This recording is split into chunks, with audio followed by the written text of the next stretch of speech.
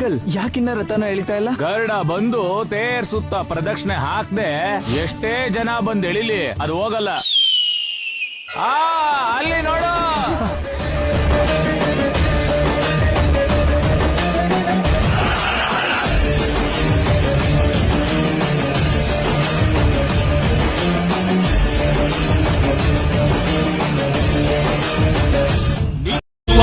ಶಿವನಂದಿ ನಂದಿ ನಡೆದಾರೆ ತೇರು ವೈಭವ ಚೋರು ತಡೆಯೋರು ಯಾರು ಆಟ ನೋಡು.